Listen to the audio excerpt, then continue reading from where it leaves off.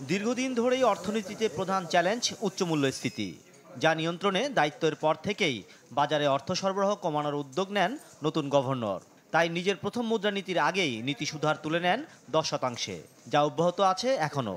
এর প্রভাবে ব্যাংক ঋণের সুদহারও উঠে গেছে 15% পর্যন্ত।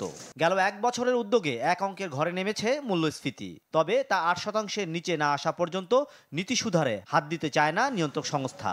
ফলে 31 জুলাই ঘোষণা হতে যাওয়া মুদ্রানীতিতেও অপরিবর্তিত থাকছে এই সূচক। মুদ্রানীতির আরেক গুরুত্বপূর্ণ বিষয় বেসরকারি খাতের ঋণ প্রবৃদ্ধির লক্ষ্যমাত্রা। সবশেষ জানুয়ারি থেকে জুলাই পর্যন্ত ধরা হয়েছিল 9.8%, কিন্তু চলতি বছরে মে পর্যন্ত অর্জিত হয়েছে 7.25%-এর নিচে। ফলে নতুন নীতিতেও সেখানেও পরিবর্তন আসার সম্ভাবনা ক্ষীণ।